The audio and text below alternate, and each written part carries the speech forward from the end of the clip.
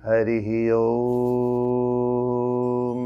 एकं शास्त्रं देवकी पुत्रगीतम् एको देवो देवकी पुत्र एव एको मन्त्रस्तस्य नामानि यानि कर्माप्येकं तस्य देवस्य सेवा। यस अध्यात्म सन्देश युट्युब च्यानलमा सम्पूर्ण सत्संग प्रेमी, धार्मिक, प्राज्ञिक, सत्चिन्तन, सद्विचार र यो श्रीमद् भगवत गीताका विचारलाई औधी रुचाउनु हुने सम्पूर्ण धर्मानुरागी सज्जनवृन्दलाई हार्दिक स्वागत तथा अभिवादन गर्न चाहन्छु। त समादरणीय सज्जनवृन्द, हामीले भाग 5 सम्म श्रीमद् भगवत गीताका केही अंशहरू सुन्दैछौँ। यसले स्वाध्याय गर्ने व्यक्तिका लागि, अध्ययन गर्न चाहने, श्रीमद् भगवत गीता अध्ययन गर्न चाहने विद्यार्थीका लागि, श्रीमद् भगवत गीता के हो भन्ने बुझ्न चाहने व्यक्तिका लागि र जीवन दर्शनलाई परिशीलन गर्न, पल्टाएर हेर्न, मसिनो गरी अध्ययन गर्न चाहनेवाला व्यक्तिका लागि अवश्य उपयोगी हुन्छ भन्ने ठानेको छु। र यो हजुरले सुनिसकेपछि कस्तो महसुस हुन्छ अवश्य कमेन्ट बक्समा कमेन्ट लेखिदिनु हुन समेत म विनम्र अनुरोध गर्दछु। आज म श्रीमद् भगवत गीतासँग सम्बद्ध दुईटा कुरालाई प्रस्तुत गर्न गइरहेको छु। यो संसार कस्तो छ अनि मान्छे मर्नु भनेको के हो, यो संसार यथार्थमा कस्तो छ। स्थूल रूपमा त तपाईँ हामीले देखिरहेकै छौँ, जहाँ जहाँ उभिएका छौँ वरिपरि हेर्दा देखिने नि संसार हो। सबैतिर हाम्रो आँखाले देख्न सक्दैन, जे सुनिन्छ त्यो नि संसार हो। तर यथार्थमा सूक्ष्म दृष्टिकोणले गीताको दृष्टिद्वारा संसारलाई कसरी हेरिएको छ। एउटा प्रश्न। अर्को, मान्छे मर्नु भनेको के हो, मर्नुलाई गीतामा कसरी हेरिएको छ। यस्ता गहन विचारलाई म लिएर उपस्थित भएको छु। पहिलो प्रश्न, संसार कस्तो छ। सज्जन, संसार असार खलु संसार दुःख रूपी विमोहक। श्रीमद् भागवत महात्म्य। संसार असार छ, सारहीन, निष्कर्ष बेगरको छ। त्यो संसार निष्कर्ष बेगरको भनेको ढुङ्गो, माटो, यी वृक्षहरू देखिएका सम्पूर्ण प्राकृतिक पदार्थको कुरा होइन। मेरो संसार, तपाईको संसार, अर्को व्यक्तिको संसार अन्तिममा सारहीन छ, निष्कर्ष केही पनि भेटिँदैन। यो त अन्त्यहीन यात्रा हो संसार। ख्याल गर्दै हुनुहुन्छ होला, अन्त्यहीन यात्रा, कहिल्यै नटुङ्गिने यात्रा। चेतना नभएका व्यक्ति र मोहले संसारमा जगडिएका व्यक्तिका लागि गन्तव्यहीन यात्रा हो। यानि कहाँसम्मको यात्रा हो भन्ने थाहा नपाइकन आफै चलायमान भइरहने यात्राको नाम हो सांसारिक यात्रा। र यो संसार हो असार खलु संसार, यसको कुनै सार छैन। दुःख रूपी विमोहक, यो संसार दुःख, एउटा दुःख आइलाग्छ, यसलाई निवारण गर्यो अर्को दुःख आइलाग्छ, यसलाई निवारण गर्यो अर्को दुःख आइलाग्छ। त्यही भएर कैयौँ दुःखहरूलाई, दुःखका पालहरू टाल्दा टाल्दै एकातिर टाल्यो अर्कोतिर झन् ठुलो छिँड पर्छ, अर्कोतिर टाल्यो अर्कोतिर छिँड पर्छ। त्यही टाल्दा टाल्दै जीवन टाल्न सकुन्जेल जीवन सक्न छोडिएपछि मृत्यु। यसैलाई जीवन सङ्घर्ष हो भनेर भन्ने गरेको पनि पाइन्छ। र यसरी दुःख रूपी यो दुःखमय छ, विमोहक, सबैलाई मोहित बनाएको छ। केही त गरौँ, केही त गरौँ, केही गर्नुपर्छ, केही जोड्नुपर्छ, धन जोड्नुपर्छ, सम्पत्ति एकत्र गर्नुपर्छ, अनि संसारमा भएका सुख सबै भोग गर्नुपर्छ भन्दै व्यक्तिको जाने बेला हुन्छ। त्यो जाने कहाँ हो भन्ने यात्रै तह नगरिकन व्यक्ति संसार छोडेर जान्छ। त्यसको नाम हो गन्तव्यहीन यात्रा। यो संसार हो सज्जन। यसैलाई तुलसीदासजी भन्नुहुन्छ, रज्जौ यथा हेर भ्रम, योग वासिष्ठमा पनि आएको छ।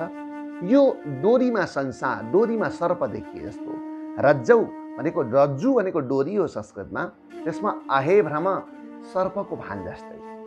डोरी साँझमा कुनै डोरी या पाइप अचानक गिलो पाइप कच्याक्क खुट्टाले कुल्चियो भने हामीलाई लाग्छ आहा मैले सर्पै कुल्चिएँ, हामी आत्तिन्छौँ, जिउ फुल्छ, टाउको दुख चड्किन्छ, हामी चिच्याउँछौँ सर्प सर्प।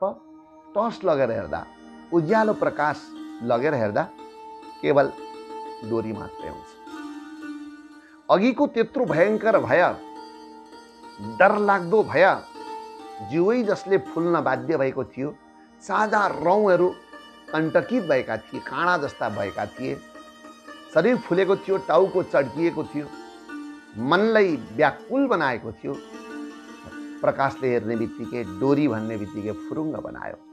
संसार त्यस्तै हो, के न भएर यस्तो भइरहेको छ, कोही स्थिर भएर रहन सक्दैन। यो भ्रमात्मक रूप नै संसार हो।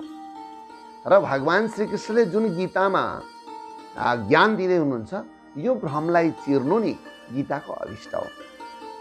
त्यही भएर यो संसार त यस्तो छ, हरेक चिजहरू पहिले थिएनन्, बीचमा छन्, अन्तिममा पनि रहँदैनन्, त्यसको नाम हो संसार। भगवान श्रीकृष्ण एउटा श्लोकमा संसारको परिचय दिनुहुन्छ। अव्यक्तादीनि भूतानि व्यक्तमद्यानि भारत, अव्यक्त निधनान्येव तत्र का परिवेदना। हेर्नुहोस्, संसार अव्यक्त थियो। अव्यक्त भनेको नदेखिने, पहिले थिएन, केही देखिँदैन थियो। त्यसपछि फेरि व्यक्त, बीचमा सबै देखिने भयो, देखियो, अन्तिममा फेरि देखिएन। यो हो संसार। र अव्यक्त निधनान्येव, सबै अव्यक्त, निधनानि मृत्यु पछाडि सबै अव्यक्त भएर जान्छ। यसमा शोक गर्नु मूर्ख्याइ हो। भगवान श्रीकृष्ण भन्नुहुन्छ। यो भन्न खोजेको सज्जन, कुनै उदाहरणको लागि म एउटा उदाहरण दृष्टान्त प्रस्तुत गरौँ। एउटा हाट बजार, हाम्रा बारमा हाट बजारहरू लाग्छन्। आइतबार कहाँ, सोमबार कहाँ, मङ्गलबार, बाह्रै पिछेका हाट बजार हुन्छन्। मानिलिउँ शनिबारको हाट बजार शनिस्तरेमा लाग्छ। त्यो शनिबारको हाट बजार बिहानसम्म केही पनि हुँदैन। बिहान 7-8 बजीसम्म बजारको त्यत्रो ठुलो केही चलपल केही देखिँदैन। त्यो 7 बजी भन्दा पनि अगाडि 6 बजी जानु भने केही नै हुँदैन, बजारमा सुनसान हुन्छ। 10-11 बजी झिलिमिली भइसकेको हुन्छ। कोही भन्छ यता आउनुहोस्, यहाँ छ कपडा, यहाँ छ। अर्को भन्छ खाद्यान्न यहाँ छ, आउनुहोस्, राम्रा चप्पल जुत्ता यता आउनुहोस्, होलो सस्तो मूल्यमा। सबैले कराइरहेका हुन्छ। किन्ने पनि किनिरहेको हुन्छ, बेच्ने बेचिरहेको हुन्छ, दलाली चलिरहेको हुन्छ, कसले कति नाफा कमाउने होडबाजी हुन्छ। त्यही मध्याहमा धेरै तातेको बजार, बेलुकी पखाउँदा व्यापारीहरू मात्रै हुन्छन्। त्यो पनि अलि साँझ पर्दै गएपछि व्यापारीहरू पनि उठ्छन्। फेरि ऐकै सुनसान, केवल त्यहाँनेरि छोडिएका होटलौँदो फालिएका जुठा, एक आध बचेका चिजहरू खाने काग कुकुरहरू मात्रै हुन्छन्। अलि एकछिनमा त तिनीहरू पनि बास बस्छन्। केवल सन्नाटा, सुनसान, एकान्त मात्रै हुन्छ। भगवान श्रीकृष्ण भन्नुहुन्छ यही हो संसार। वास्तवमा स्थूल रूपमा हेर्ने हो भने प्रकृतिको सृष्टि हुनुभन्दा अगाडि केही थिएन। प्रकृति विनाश भएपछि केही हुँदैन। यो स्थूल रूप। सूक्ष्म रूपमा हेर्ने हो भने म जन्मिनुभन्दा 9 महिना अगाडि मात्रै आमाको गर्भमा थिएँ। त्यसपछि म बीचमा, पछि जन्मिएपछि म देखा परेँ। म, तपाईँ सबैजना, म भनेको प्रतिनिधि पात्र, अन्तिममा मृत्यु पछाडि फेरि म छैन। मको अस्तित्व छैन, म पात्रको अस्तित्व छैन। ऊ अस्तित्व बिगर छ। ऊ कहाँ गयो भन्दा हिजो पनि थिएन, आज पनि छैन। आज थियो, बीचमा छ, अन्तिममा छैन। छैनबाट सुरु भएको संसार छमा हुँदै फेरि छैन।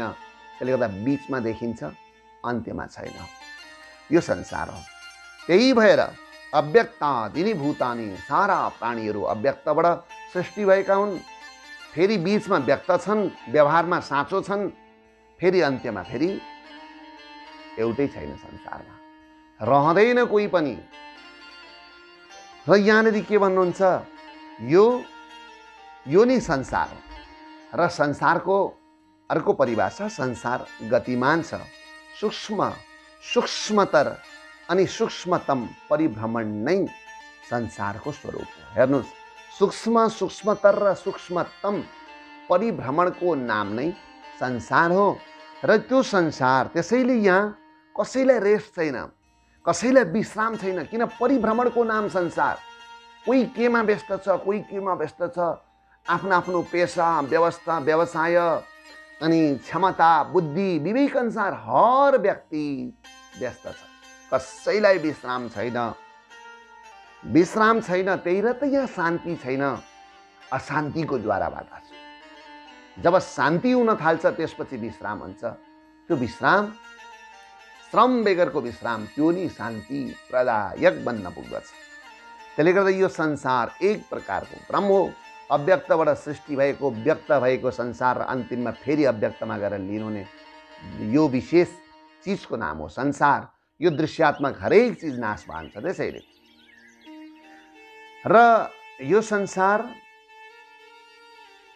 संसारमा यही परिभ्रमणले गर्दा हरेक व्यक्ति दुःखी छ। हरेक व्यक्तिलाई आफ्नै समस्याले दुःखी तुल्याएको छ। अर्कालाई समस्या देखाउँछ, उसलाई समस्या परेर पो म त हिँडेको त, म यसो गर्दैछु त। र आफ्नो समस्या, हरेक ठाउँमा आफ्ना समस्याहरू छन्। ती समस्याहरूलाई हटाउनका लागि मान्छे के गर्छ? अर्को समस्या बटुल्छ। आफ्नै जस्ता रोगी घरमा कोही छ भने त्यस्तै रोग भएका 10औं मान्छेको उदाहरण भेला पार्छ। आफ्नोमा गरिबी छ भने त्यस्ता गरिब भएका 10औं व्यक्तिहरूलाई भेला पार्छ, यानि कि दृष्टान्तहरू भेला पार्छ। र ती सबैका समस्यालाई सम्झिएर कति बुद्धिमानले आफ्नो समस्यालाई अलि हलुङ गर्छ, बुद्धि कम भएका व्यक्तिले समस्यालाई अझै बढाउने काम गर्छ, फेरि दुःख हुन्छ। त्यही भएर भक्त शिरोमणि प्रह्लाद, ज्ञानी भक्त, एकजना पौराणिक पात्र छन् प्रह्लाद। उनी आफ्नो दर्शनमा के भन्छन्? खण्डु यनेन करयो रिव दुःख दुःखम। यो उनको स्तुति हो। स्तुति भनेको दर्शनै हो। के भन्छन्? यो संसार त कण्डु यनेन करयो रिव दुःख दुःखम। दाद निस्किएको छ सज्जन, दाद निस्किएको छ भने चिलाउँछ, चिलाउँदा अलिअलि कनाउँदा सन्चो हुन्छ। अझै खोयो ल्याएर, मकैको खोयो ल्याएर रगेड्नु हो भने अझै सन्चो हुन्छ। तर रगेट्न छोडेपछि के हुन्छ? पोल्छ। एकछिन सन्चो भए जस्तो हुन्छ, त्यसको 1000 गुणा पोल्न थाल्छ, पीडा हुन्छ, पानी बिरबिर निस्किन थाल्छ, अझै बढ्छ लुतो, अझै बढ्छ दाद। त्यस्तै संसार, एउटा समस्या, त्यो समस्यालाई अलिकति रगेट्यो, अलि आनन्द भएको महसुस हुन्छ, तर कैयौँ गुणा अझै समस्या आउँछ। यो समस्या, यो परिभ्रमणको नाम संसार हो। र यसमा त्यही भएर यो त मैले अहिले संसारको यो निराशावादिता होइन, यसमा त्यही भएर भगवानको शरण, ईश्वरीय सत्तामा विश्वास, त्यसले सुखी र शान्ति तुल्याउँछ। सशान्ति मधिगच्छति, त्यसले शान्ति प्राप्त गर्छ। यो अगाडिका प्रसङ्गमा म भन्दै जानेछु। यसको नाम हो संसार। सम्यक प्रकारेण सरतीति गच्छतीति यह स संसार, जो बिस्तारै चिप्लिरहने। जसरी हामी ती इलेक्ट्रोनिक श्रेणीहरूमा बस्दा तलको श्रेणीमा उभिदिएपछि आफै सिरानमा जसरी पुर्याउँछ, त्यसरी नै यो संसारमा उभिदिएपछि आफै सारिदिन्छ। त्यही भएर त व्यक्ति, हाम्रो शरीरको परिवर्तन हामीलाई थाहा हुँदैन, परिवर्तन थाहा हुँदैन। परिवर्तन एकपल्ट ओहो अलि दाढी फुले, केस फुले, म अलि बुढो भएछु, अस्तिभन्दा समय धेरै गइसकेको छ। आफूभन्दा पछि जन्मिएका र ठुला ठुला देख्दा ओहो हाम्रो त निकै पो समय गयो कि क्या हो, तर आफैलाई फिलिङ्स हुँदैन। वृद्ध हुँदा पनि म वृद्धहरूसँग पनि यसो सोध्ने गर्छु, आफ्नो अनुभूति त होइन, तर पनि यो अनुभूति छ सर। शरीर गल्दै जानु, शरीरमा थकान हुँदै जानु, वृद्धत्व वृद्धत्व महसुस गर्न कम्ती व्यक्तिले महसुस गर्छ। तर जीवित आशा बलियसी, जिउने इच्छा प्रबल हुनाले गर्दा त्यो पनि पुरिँदै त्यसलाई पनि नदेखि जस्तो गर्दै जान्छ। यसको नाम संसार हो। संसार यानि कि नाशवान छ। यो संसार भनेको शरीर हो। मैले अर्को एउटा दुःखरूपी विमोहको, यो दुःखरूपी विमोह नै यो संसार हो। दुःख निवारण लुतो कनाए जस्तै हो, दाँत चिलाए जस्तै हो। सजन, मान्छे मर्नु भनेको के हो? यो हर व्यक्तिलाई जिज्ञासा आउँछ। हुनसक्छ व्यवहारमा अन्त व्यस्त रहन्जेल व्यक्तिले यो सम्झँदैन, तर एकान्तमा एक्लै बसेर मर्ने परिकल्पना गर्यो भने, म पनि मर्छु जस्तो महसुस कतिखेर गर्यो भने सज्जन जिज्ञासा हुन्छ मर्नु के हो। यत्रा ठुला कुरा गर्ने, संसार बसमा राखेको कुरा गर्ने, चन्द्रमा मङ्गल ग्रह अनेकौं ग्रहमा गएर बसे भन्ने व्यक्ति मर्छ, रहँदैनौ, त्यो मर्नु भनेको त सज्जन स्पष्ट छ। भगवान श्रीकृष्णले गीतामा स्पष्ट भन्नुभएको छ। दोस्रो अध्याय श्रीमद् भगवत गीता दोस्रो अध्यायको 22 श्लोकमा के भन्नुहुन्छ, मर्नु भनेको वासांसि जीर्णानि यथा विहाय नवानि गृह्णाति नरोपराणि तथा शरीराणि विहाय जीर्णा न्यन्यानि संयाति नवानि देहि। यो शरीरमा मैले पहिलेकै अंशमा पहिलेकै स्वाध्यायमा भनिसकेको छु, यो शरीरमा शरीर र आत्मा छ, देह र देही छ। देही भनेको यो शरीरभित्र बस्नेवाला ईश्वरीय सत्ता, आत्माको सत्ता, जुन वासांसि जीर्णानि यथा विहाय, जसरी कपडाहरू पुरानो भएपछि व्यक्तिले कपडा त्याग गर्छ, किन नयाँ कपडा लगाउन। कपडा पुरानो भयो भने व्यक्ति रुँदैन, नयाँ लगाउँछ। नवानी गृह्णाति नरोपराणि, अपराणि वासांसि जीर्णानि विहाय अपराणि नूतनानि वस्त्राणि नरः नवानी अपराणि नवानी वस्त्राणि गृह्णन्ति अर्थात् गृह्णाति, धारण गर्दछ। अब जसरी पुरानो वस्त्र त्याग गरेर नयाँ वस्त्र धारण गर्छ तथा त्यसै नै जीर्णानि शरीराणि विहाय जीर्ण शीर्ण भएको शरीरलाई त्याग गरेर अन्यानि नवानी शरीराणि देही संयाति, नयाँ शरीरमा प्रवेश गर्छ, अर्थात् नयाँ शरीर बदल्छ। यसबाट के थाहा हुन जान्छ भने त्यही यसैबाट वस्त्र फेरे चाहिँ यो आत्माको घर शरीरलाई आत्माले फेर्छ। यसैलाई चोला बदल्नु पनि नेपालीमा भनिन्छ। चोला बदल्नु भनेको जसरी चोलो आमाहरूले बदल्नुहुन्छ, चोलो फेरे चाहिँ आत्माले शरीर फेर्छ। अब रह्यो हाम्रो शरीर त पृथ्वी जल तेज वायु आकाश पंच महाभूतद्वारा बनेको छ। गुणहरू छन् सत्वगुण रजगुण तमगुण। यो शरीर बनेपछि यो शरीरको आयु छ, आयु भनेको समयावधि छ, यो अवधिको शरीर, यो पूर्णकालिक होइन। यसको जम्मै पूर्ण आयु भनेको 100 वर्ष हो। कुनै महामारीको शिकार भएन, महाव्याधिको शिकार भएन, कुनै दुर्घटनाको शिकार भएन भने व्यक्ति सन्तुलित आहार व्यवहार विचार भयो भने, हेर्नुहोस् तीनटा कुरा सन्तुलित, आहार व्यवहार र विचार सन्तुलित भयो जीवनभर भने शतं जीवेम शरदः, 100 वर्षसम्म 100वटा शरद ऋतुहरू बाँच्न सक्छ, 100वटा वर्षहरू बाँच्न सक्छ शरीर। यो भनेको 36,500 दिन। अब सज्जन, यो शरीर आत्माको घर रहेछ। यो शरीर घर भएकाले गर्दा घर कतिवटा अवस्थामा हामीले छोडिन्छ विचार गर्नुहोस्। घर त्याग गर्ने अवस्था, नयाँ घर बनाइएको छ, घर बनाइसकेपछि 72 सालको जस्तो ठुलो भूकम्प आयो, केन्द्रबिन्दु ती पर्यो, कसैका नपरोस्, यो परोस् होइन, दृष्टान्त मात्रै हो। आफूले बनाएको नयाँ घरमै भूकम्पको केन्द्रबिन्दु पर्यो, घर छिया बन्यो। घरमुली मैले जीवनभर कमाएको घर यही हो मेरो सम्पत्ति भनेर रुँदै त्यहीँ बसिरहन्छ कि निस्किन्छ? रुँदै निस्किन्छ। बसिरह्यो भने पनि आफन्तजनहरूले निकाल्नुपर्छ, ऊ रुँदै बाहिर निस्कन्छ र अर्को घरमा गएर बस्छ। ठुलो घर छोडेर सानो घर, एकदम सुन्दर घर छोडेर सामान्य घरमा गएर बस्न सक्छ। अझै सुन्दर घर पनि बनाउन सक्छ, अरू शक्ति छ, अरू सम्पत्ति छ भने। घरको आयु पूरा नभई बनाइसकेको 1-2 वर्षमै घर विनाश भयो भने त्यहाँ घरमा बस्ने गृही घरमुली घरमा बस्दैन, निस्कन्छ। शरीर राम्रो हुँदाहुँदै टाउको फुट्यो, मान्छे मर्यो। शरीरका संवेदनशील अङ्गहरूमा केहीले प्रहार भयो, लाग्यो, ठोक्यो, व्यक्ति मर्यो।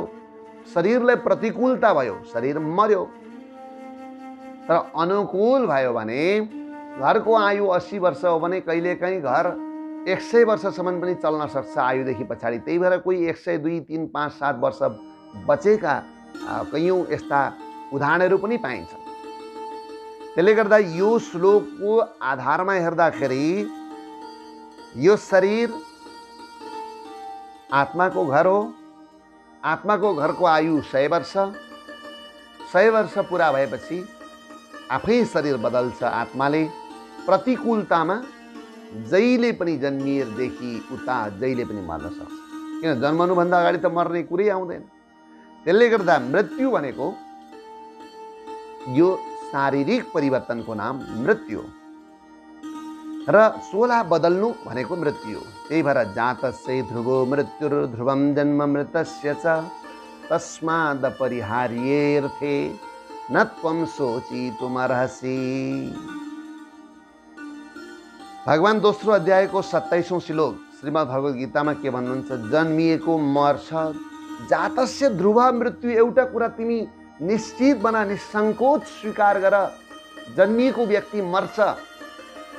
यो रियलिटी हो, यथार्थ हो। यो केही विश्वास नगर्ने व्यक्ति, म भौतिकवादी हुँ, म केही मान्दिनँ, धर्मग्रन्थ मान्दिनँ भन्नेले पनि यो मान्छ। नमान्यो धरै छैन र उसले मान्नै पर्छ भन्ने छैन, नमाने पनि मृत्यु हुन्छ।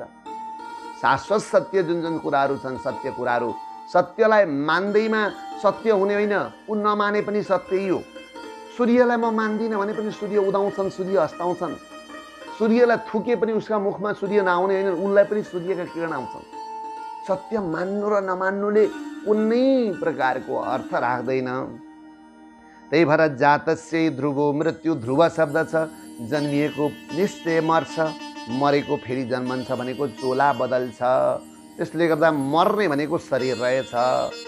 तस्मात् अपरिहार्येऽर्थे, त्यो अपरिहार्य काममा, प्रयोजनमा न त्वं शोचितुमर्हसि, तिमी शोक गर्न योग्य छैनौ। जन्म र मृत्युसँग तिमी ठुलो हर्ष र शोक नगर। धेरै तिमीले हर्ष गर्यौ भने शोक धेर गर्नुपर्छ। जन्म र मृत्यु सामान्य प्रक्रिया हो, शारीरिक प्रक्रिया हो, आत्माको प्रक्रिया होइन। गीताले दिने सन्देश यो हो। र अव्यक्तबाट जन्मिएको व्यक्ति अन्तिममा अव्यक्तकै गर्भमा गएर विलीन हुन्छ। त्यही भएर अव्यक्ते परिलीयते, अव्यक्तमा गएर लीन हुन्छ। लीन हुनु भनेको एकाकार हुनु हो। बरफ बिलेर माटोमा लीन हुन्छ, बिल्छ। लीन हुनु भनेको बिल्नु हो। माटो र बरफ अलग गर्न सकिँदैन। माटो र हिउँ पग्लिसकेपछि यो माटामा यतापट्टि हिउँ छ थाहा हुँदैन, अघि बाफ बन्छ, प्रक्रियामा जान्छ। मर्नु अव्यक्तको गर्भमा लीन हुनु हो सज्जन। त्यही भएर अव्यक्ते परिलीयते, सबै व्यक्ति वस्तु मर्ने भएकाले यस संसारको नाम मृत्युलोक हो। यो संसारको नाम मृत्युलोक हो। र पूर्ण अब मर्नु के हो भन्दा पूर्ण शारीरिक निष्क्रियताको नाम मर्नु। पूर्णतया शारीरिक निष्क्रियताको नाम। यहाँ त कति सक्रियता छ। हाम्रा सेल ग्रन्थीहरू, हजारौं लाखौं ग्रन्थीहरू शरीरमा जीवित छन्। नसाहरूमा खुन स्पिडसँग बगिरहेको छ। हाम्रो लिभरले काम गर्दैछ, फोक्सोले काम गर्दैछ, मुटुले काम गर्दैछ, सारा इन्द्रियहरूले काम गर्दैछन्। त्यही र त हामी जीवित छौँ। यही जीवित भएका बेला त केही गर्ने हो। यो पूर्ण शारीरिक निष्क्रियताको नाम मृत्यु। पूर्ण शारीरिक निष्क्रियताको नाम मृत्यु। त्यही भएर भगवान श्रीकृष्ण अर्को पद्यमा भन्नुहुन्छ, अन्तवन्त इमे देहा, यी शरीरहरू जति ठालु होस्, जति बढी गाडसँग हिँडोस्, जति शानसँग सवार गरोस्, किन शानसँग हिँड्नु भनिँदैन, शानसँग सवार गरोस्, सबैको परिणाम अन्तवन्त इमे देहा, यी देहहरू, यी मान्छेहरू, यी शरीरहरू सबै नाशवान, मृत्यु बोकेर हिँडेका छन्। मृत्यु कहीँबाट ल्याइने चिज होइन, मृत्यु आफैसँग छ। त्यही भएर मान्छे यो संसार मृत्युलोक हो, अन्त्यवाला शरीर छ। त्यही भएर मृत्युलाई, मान्छे मर्नुलाई शारीरिक परिवर्तनको रूपमा श्रीमद् भगवत गीतामा विश्लेषण गरिएको छ। कोही मर्दैन, आत्मा मर्दैन, शरीर मर्छ। मर्नु भनेको निष्क्रिय हुनु हो। यो शरीरले जब सक्रिय रहन्जेल उसको अवधिभरि सक्रिय रहन्छ। अवधिभन्दा पहिले शारीरिक प्रतिकूलता शरीरमा ठुलो प्रतिकूल भयो भने आत्मा निस्केर जान्छ, त्यसको नाम मृत्यु हो। र यो मृत्यु प्राण निस्केर जानु हो र आत्मा निस्केर जानु हो। मृत्यु पछाडि फेरि अर्को शरीरमा गएर प्रवेश गर्छ। शरीर आफ्नो अन्तिमको मृत्युको इच्छा शक्ति अनुसार शरीर प्राप्त हुन्छ। यम यम वापी स्मरण भावम, अन्तिममा जे सम्झँदै सङ्कटमा प्राण त्याग गर्दै गर्दा आत्मा निस्किँदै गर्दा इच्छा शक्ति केमा पुगेको छ? यम यम वापी स्मरण भावम त्यत्यन्ते कलेवरम तम तमे वैति कौन्तेय सदा मद भाव भावित। इच्छा शक्ति जहाँ पुगेको छ त्यही नै उसले शरीरलाई प्राप्त गर्दछ। इच्छा शक्ति भगवानमा पुगेको छ, ईश्वरमा गएर इच्छा शक्ति जोडिएको छ भने त्यो मोक्ष भएर जान्छ। त्यही भएर अन्तिममा निश्वासे नैव विश्वासो कदा रुद्ध भविष्यति प्रतिश्वासे सविश्वासम रामम स्मर दिने दिने। त्यही भएर त मनुष्यहरूले यो घोषणा गर्नुभयो, प्रत्येक श्वासमा ईश्वरको स्मरण गर, प्रत्येक श्वासको विश्वास गरेर ईश्वरको स्मरण गर। तिमी बाँचे पनि कल्याण, शरीर छोडे पनि कल्याण, मोक्ष भएर जान्छ। त्यसले गर्दा शरीर मर्दा इच्छा मर्दैन, इच्छाले डोर्याउँछ, त्यसको नाम हो कर्म। र शरीर आत्मा मर्दैन, आत्मा सर्छ, शरीर मर्छ। मर्नु भनेको पूर्णतया शारीरिक निष्क्रियताको नाम मृत्यु हो।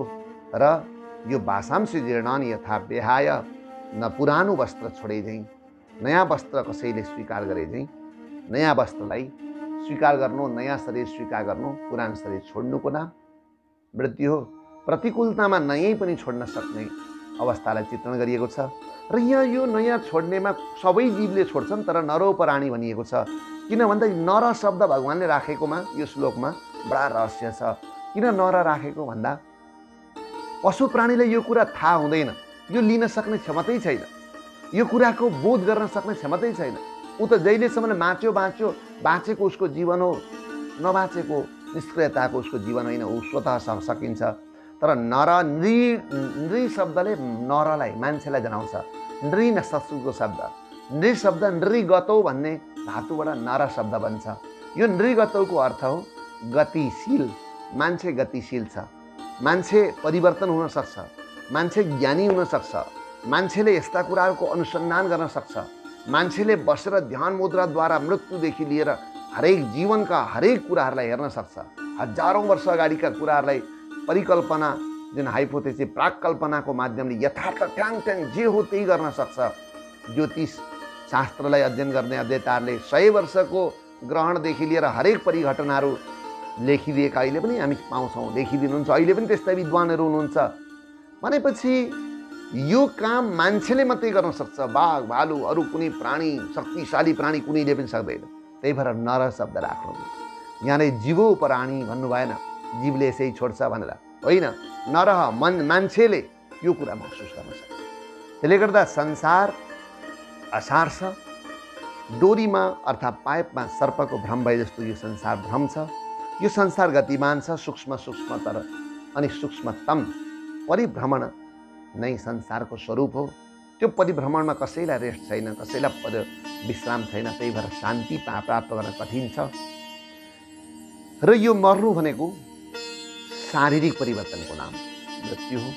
र यो श्रीमद् भगवद् गीतामा यसको गहनतम चिन्तन छ। र यही भएर भगवानसँग भगवानको स्मरण गर्दै गर्दै रह्यो, ईश्वरीय चेतनामा व्यक्ति रह्यो, ईश चेतनामा भने, तुरीय अवस्थामा भने अथवा ब्राह्मी चेतनामा व्यक्ति रह्यो भने मोक्ष भएर जान्छ। र बाँचुन्जेलसम्म व्यक्तिले अन्याय, अत्याचार, चोरी, डकैती अनि भ्रष्टाचारी खराबी खालका प्रवृत्तिहरूलाई त्याग गर्यो भने व्यक्तिको मृत्यु सुध्रिन्छ। मृत्यु सुध्रियो भने फेरिको जीवन सुध्रिन्छ र यही जीवन पनि राम्रो हुन्छ सकारात्मक सोचाइले। त्यही भएर सज्जन सकारात्मक सोच राखौँ, सजग रहौँ अनि गीताको स्वाध्यायन गरौँ, सत्सङ्गमा लाभान्वित बनौँ। र यो भिडियो मन परे सेयर गरिदिनु होला, लाइक गरिदिनु होला। यो निरन्तर यस्तै धार्मिक र अध्यात्मका सन्देशहरूलाई सुन्नका लागि तपाईले युट्युब च्यानलमा गएर अध्यात्म सन्देश च्यानलमा सब्स्क्राइब गरिदिन पनि नभुल्नु होला भन्दै म आजको गीताको स्वाध्यायन यो 3वटा श्लोक लगभग मैले स्वाध्यायन गरेँ। सत्सङ्ग यसलाई चाहिँ मैले प्रवाह गरेँ। यही प्रभावका साथसाथमा आजको बसाइ, आजको सत्सङ्ग यहीँ विश्राम हुन्छ। ओम कृष्णाय वासुदेवाय हरे परमात्मने प्रणतक्लेशनाशाय गोविन्दाय नमो नमः।